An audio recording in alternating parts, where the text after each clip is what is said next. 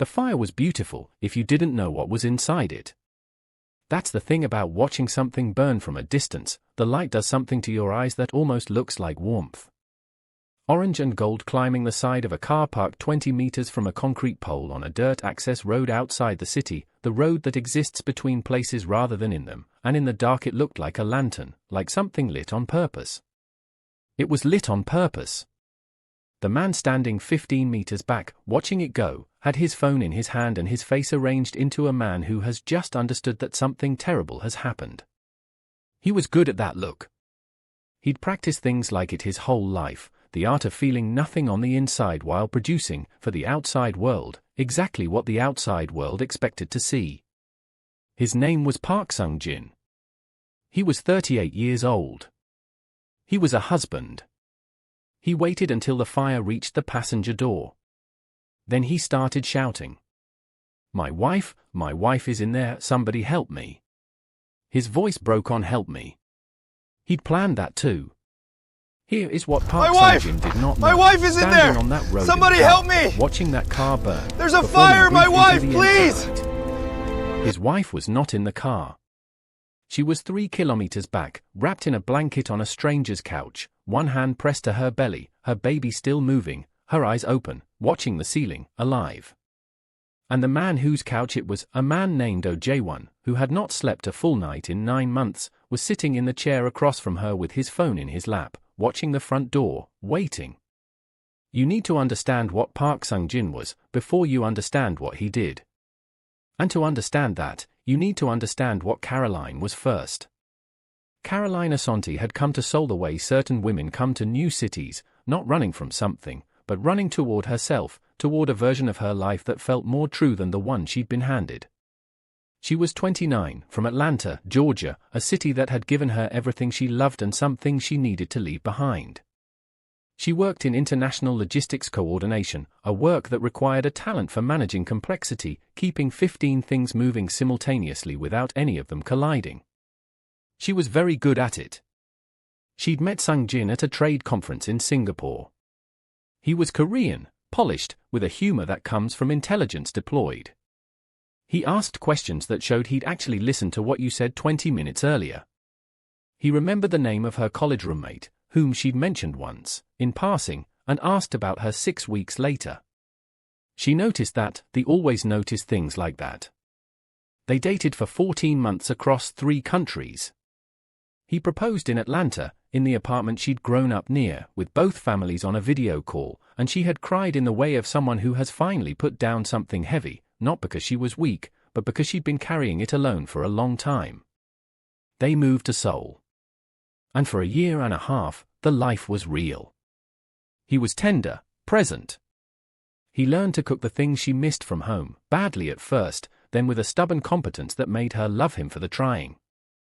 When they found out she was pregnant, 7 months ago now, 7 months that felt like a different geological era, he'd held her face in both hands and said we made something good with a conviction that she had felt down to her spine. She believed him. She believed all of it. The locked room was in the back of their apartment, behind the study, behind a door she had always understood was private. She hadn't questioned it. She had her own things she held close. A relationship has rooms. She knew that. She found out what was inside it on a Thursday afternoon when the cleaning company cancelled and she went looking for the spare mop and opened the wrong closet and found, behind a false panel she hadn't known existed, a key on a hook. She stood there for a long time. Then she took the key. She told herself she was looking for something mundane.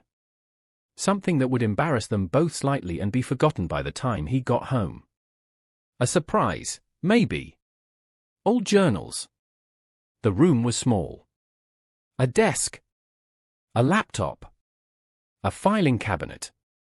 And on the shelves, she moved through it, printed documents, physical files in labeled folders, a paper trail that someone keeps physically because they've decided the digital record is a liability. She read, she was a woman who read carefully. The documents were in Korean and English both. She'd been learning Korean since before the move, fluently now, functionally before that. She went through them with the patience of someone who has learned that understanding requires sitting with information until it stops being abstract and becomes real. It took her 4 hours. When she was done, she put everything back exactly as she'd found it. Walked to the kitchen. Made tea. Sat at the table with her hands around the mug and her baby moving in low, slow rolls beneath her ribs, and she thought about what she had just read. Women whose names she didn't recognize. Transactions. Ports. Payments to people in positions that should have made them incorruptible. Photographs she would not let herself look at for long. Park Sung-jin was not a businessman. He was a man who moved human beings across borders like cargo and had built an architecture of money and fear around it that had been running for 11 years. And somewhere in the 4th hour, in a folder near the back, she had found a document with a timeline. Recent dates. A margin note in his handwriting, Caroline, exposure risk. Delivery window closing. She put her hand flat on the table. Pressed it down. Felt the solid surface under her palm. Her baby kicked. She exhaled.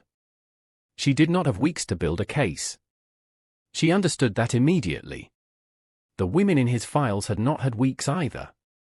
She had her phone. She had 1 bar of courage she was going to have to spend carefully. And she had a neighbor she barely knew, the man in 4B whose wife had died, she'd heard, 9 months ago, who nodded to her in the elevator and whose eyes, whenever they landed on her belly, carried something she had recognized as grief without knowing why. She knocked on his door at midnight. He opened it immediately, like a man who hadn't been sleeping. She held up the folder. I need somewhere to put this, I need someone who will know what to do with it if something happens to me. Oh, Jae-won looked at the folder. Then he stood back from the door. Come in. She spent 3 hours with him. She told him everything. He listened the way certain people listen, completely, without interrupting, without reassuring her prematurely, without asking her to be less certain than she was. His wife, she learned that night, had been a prosecutor. He had spent 12 years watching a woman sit with the worst things human beings did to each other and build cases that held. He knew what a real document looked like. He knew what to do with it. He copied everything. He sent the copies through 3 separate channels, to people whose names Caroline gave him, people she had identified in Sung-jin's files as the ones being paid to look away, which meant they were the ones with the most to lose if the files reached the wrong desk. Or the right one. By 3 a.m. they had done what they could do. Jae-won made her eat something. She sat on his couch, her hands on her belly, and he sat across from her and they talked about nothing, about Atlanta, about the blue of the Han River at dawn, about his wife, whose name was Suzanne, who had loved persimmons and bad crime dramas and who had died too young and too fast and left a man in a 4-room apartment who didn't know what to do with all the quiet. He had been watching Caroline's belly in the elevator, she understood now, because Soo-yeon had been 4 months pregnant when she died. 9 months ago. The same number of months Caroline had been carrying. She didn't say it out loud. She didn't have to. She went back to their apartment at 3:45 a.m. She got into bed. She closed her eyes. She felt Sung-jin beside her, his breathing measured, and she kept her face still and her hands flat and she listened to the sound of a man who believed she didn't know anything and she thought, you have no idea who is sleeping next to you. She felt the night passing. She felt the faint chemical drift of something entering her body. In the tea, she realized distantly, the tea he had brought her before bed, the tea she had drunk 3/4 of before setting it down, and she thought, now. She thought, Jae-won is awake. Jae-won is watching. She let the dark take her. She came back to herself, to the feeling of motion. Cold air. A surface beneath her that vibrated, metal, moving. Her hands bound loosely in front of her. Her belly heavy, her baby, bless him, still moving, still here, a slow rotation like a question, are you okay? She was in the trunk. She kept her breathing even. She did not panic. She pressed her bound hands to her belly and she thought about Jae-won sitting in the dark of his apartment with her documents and her 3 contact numbers and she thought, he sees this. He is moving. The car slowed. Stopped. She heard him get out. Heard him open something, the fuel, she realized. The sound of liquid. Then footsteps, moving back toward the car. Then stopping. A very long pause. Footsteps, going back toward the car, then changing direction, going back toward where they'd come from. The sound of the fuel container being picked up again. He'd forgotten it. He was going back. The trunk opened. Not his hands, different hands, careful, a man who had worked crime scenes and understood that urgency and calm were not opposites. "I've got you. Don't make a sound." J1 lifted her out in a way of someone who had planned exactly how to do this, baby first, her weight distributed against his chest. He moved fast, away from the car toward the dark at the edge of the road. He set her down in the long grass, checked her face, checked her breathing, pressed 2 fingers to her wrist. "The baby," he whispered. She pressed his hand to her belly. The baby rolled against his palm. Something moved across his face. Something old and complicated and full of everything 9 months of grief looked like when it finally had somewhere to rest. He closed the trunk. He closed it clean. The way it had been. Then he pulled her further back into the dark, his arm around her shoulders, her weight against his side, and they waited. 3 minutes later, Sung-jin's headlights swept back across the road. He got out. Did not check the trunk. Did not look at the car for more than a few seconds before he began pouring. The fire started low. Then it climbed. And Park Sung-jin took 3 steps back and tilted his face up and began to scream. "Help, someone help me, and my wife is in there." His voice cracked on wife. He'd planned that. She heard it, even from 30 meters away, she heard that the crack was planned, and something in her chest went absolutely still and flat, the final piece of a feeling that had been building for 3 hours. She watched her husband perform her death. She watched him fall to his knees. She watched him reach toward the burning car and pull back, the gesture of a man who loves someone too much to let them go but is held back by the terrible heat. She watched his shoulders shake. She pressed her hand to her belly. Her baby moved. She looked at J1.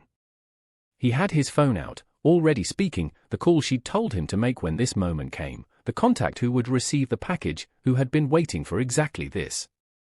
She looked back at the fire, and her husband, kneeling, burning with it. She did not speak. She did not move. She simply watched a man who thought he had won, standing at the edge of his own ending, and did not tell him yet. The siren started somewhere behind the hills. She exhaled. They took Sung-jin at the roadside. He was still performing, still shaking, still reaching toward the wreckage, when the first officer asked him to step back and he turned with grief on his face, and saw her. Standing 20 meters away in the dark, wrapped in J1's jacket, her hands on her belly, her eyes on him. Alive. He didn't speak. There was nothing to speak. His face simply changed. The performance ran out of what it needed to run.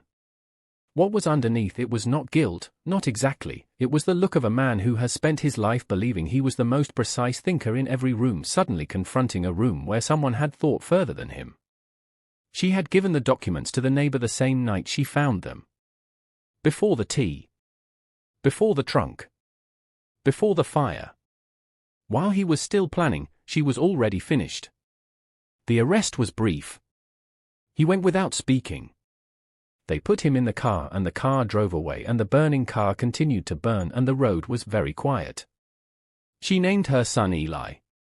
Not after anyone. Just his own name, clean and new and starting from now. She called her mother from the hospital, for hours after the delivery, her son on her chest, his eyes open and dark and ancient, already looking at everything. Baby is here, we're both okay. Her mother did not ask about Sung-jin. Her mother had always known things she'd kept to herself, the way certain mothers do, the ones who have watched their daughters too carefully not to notice when something is wrong, who wait for the daughter to come to them rather than forcing the door. My baby, her mother said. Just that. 6 weeks later, morning light through new windows, Eli sleeping in the next room.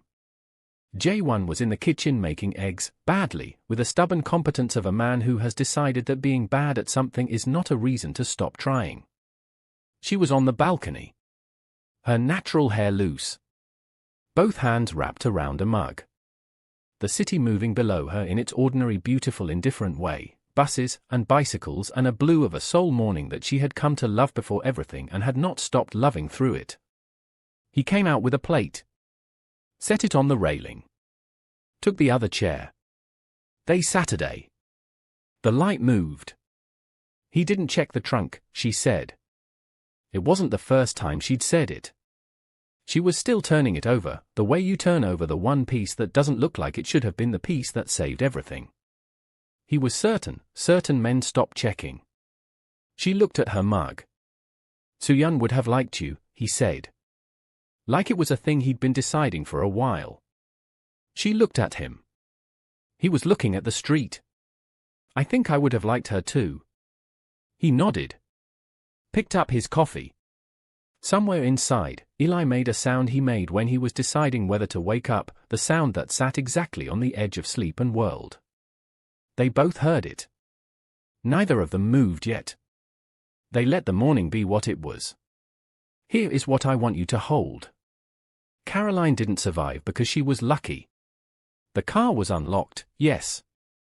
The fuel was forgotten, yes. But luck only had seconds to work with. What gave luck those seconds was a woman who had already done everything before the night came. She made copies. She made calls. She knocked on a neighbor's door at midnight and handed a stranger the heaviest thing she was carrying, not because she was desperate, but because she was methodical, because she had looked at the shape of what was coming and built a structure that would survive her, even if she didn't.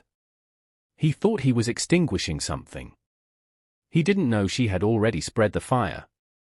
And that man, kneeling in front of that burning car, screaming her name into the dark. He would spend the rest of his life knowing that his pregnant wife was standing 30 meters behind him in the dark, watching him perform her death, already holding everything he'd built. That's not rescue. That's reckoning. If this story stayed with you, if you were with Caroline from that locked room all the way to that morning balcony, you know what to do. Like, subscribe, and tell me in the comments. When do you think she knew she was going to make it? Because I think she knew before the trunk opened.